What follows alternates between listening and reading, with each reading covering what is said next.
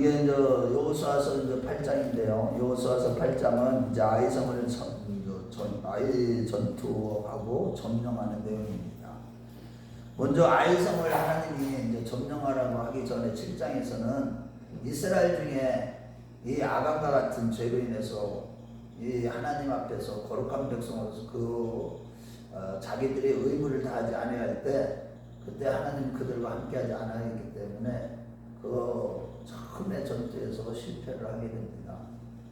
그러고 나서 하나님의 명령대로 아간을 이렇게 범죄한 아간을 하나님 앞에서 돌로 쳐 죽이고 돌무더기를 쌓고 난 이후에 하나님께서 다시 여호수아에게 명령을 내립니다. 아이를 어떻게 점령할 것인가.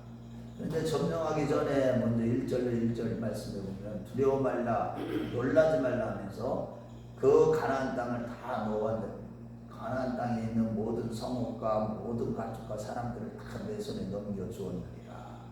이 말씀을 주신 거예요.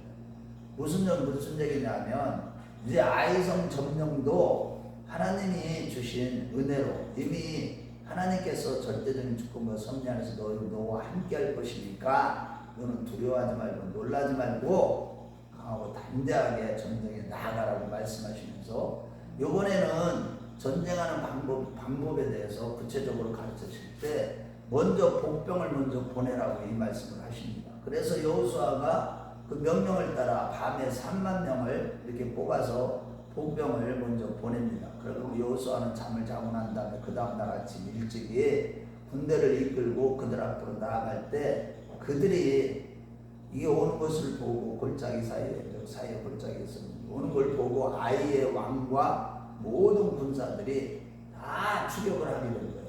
자만심에 빠진 거죠. 처음에는 죄수 이겼으니까. 그러니까 이제 패한 척 하면서 광야 길로 도망을 하는 거예요.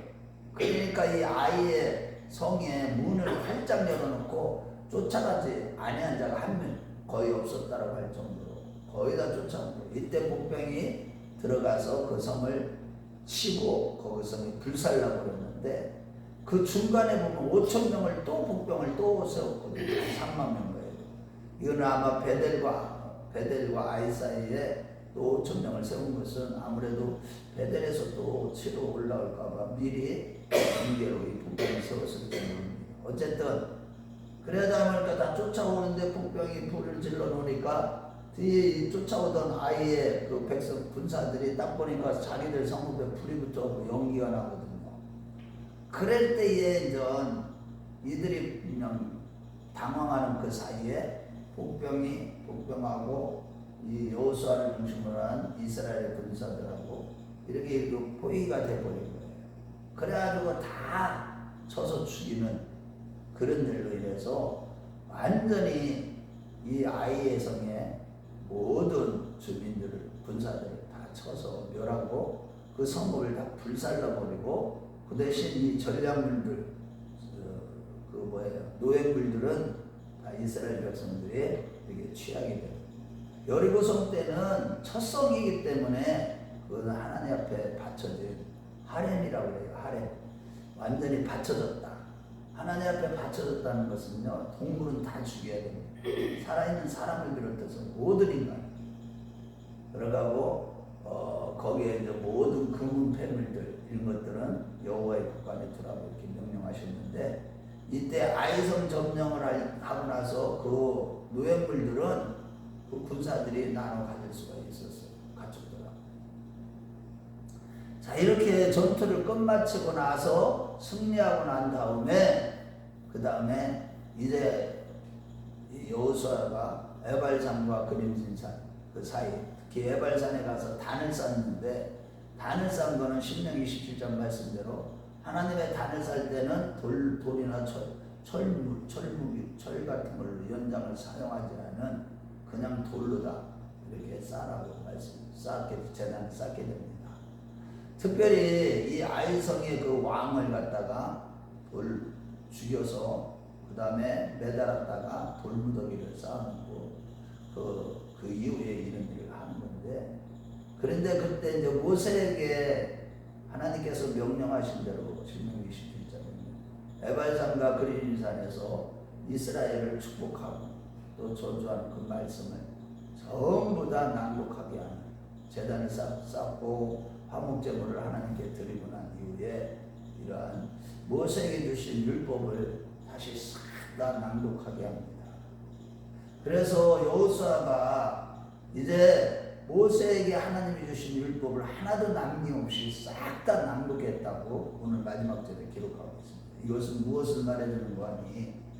이스라엘 백성들이 여호수아를 중심으로 해서 가나안 땅을 정복하는 것은 물론 그 땅을 정복하는 일도 굉장히 중요하지만 또 한 가지 굉장히 중요한 것은 가나안 땅에 들어가서 하나님의 율법을 낭독하는 것이었습니다.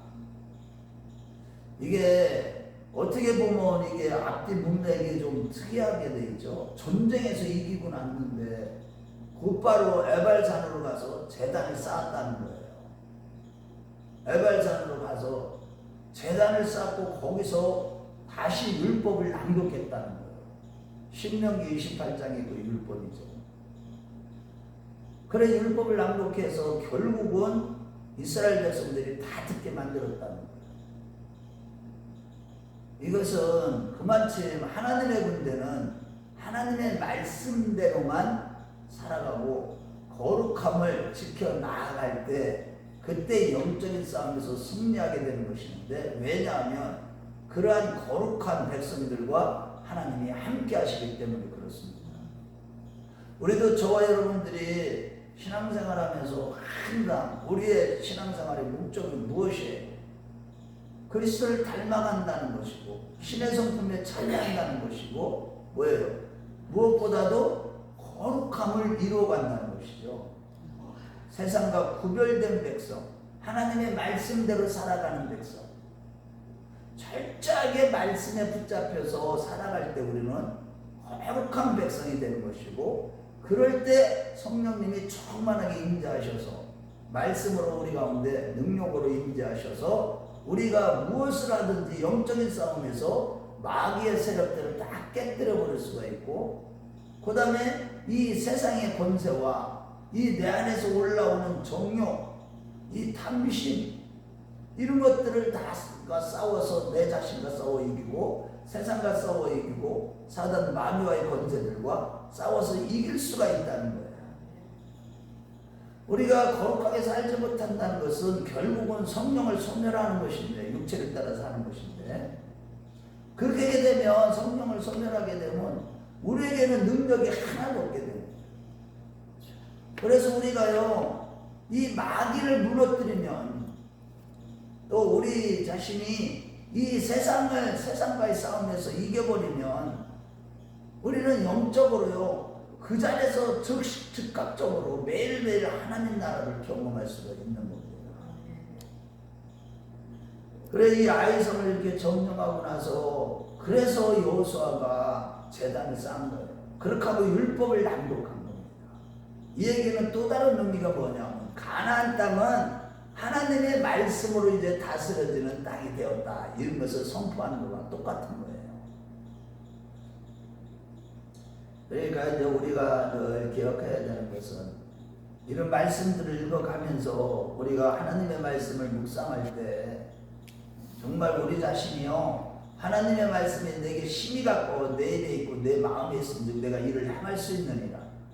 항상 말씀이 내 입에 아주 가까웠고 입에 말씀이 막 항상 말씀이 나오는 사람이 되는 거야. 야, 이게요 그냥 되는 게 아닙니다. 그 말씀을 사랑하는 자에게 성령님은요 역사합니다. 그러면 이 말씀이 입에서 막 줄줄줄줄 나와. 사람들과 대화를 나누는데도 말씀이 나와, 말씀이. 그러고 그러면 이런 사람들은 말씀이 너무 가깝기 때문에 이 말씀대로 살아져. 아니 산상수훈의 말씀을 우리가 어떻게 지켜요? 우리가요 하나님의 말씀을 진짜 사랑하고 그것을 다 입에서 그 말씀이 계속 나올 때 그렇게 지켜지는 거예요. 이게 안 되면 우리는 가나안 땅의 축복을 누릴 수가 없는 겁니다. 하나님 나라를 이 땅에서부터 누려야지 그게 하나님의 백성이지.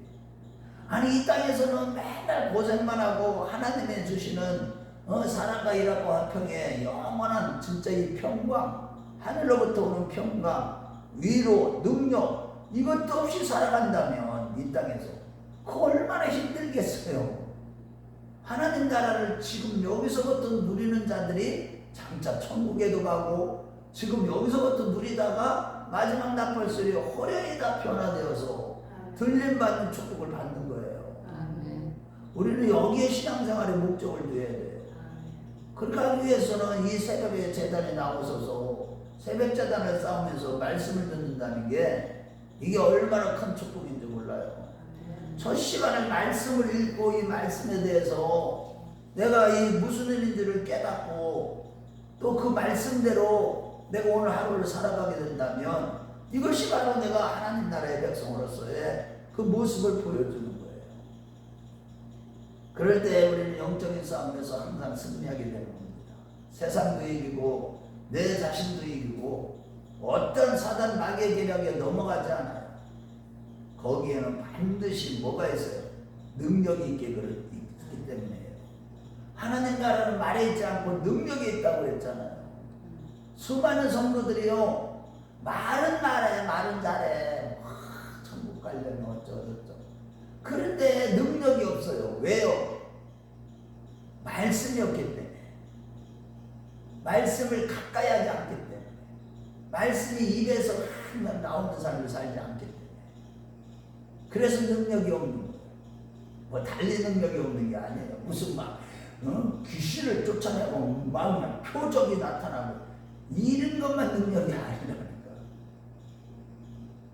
우리는 어떤 상황에서든지 인내할 수 있고 어떤 상황에서든지 평강을 누릴 수 있는 것 이런 것 자체가 능력이에요.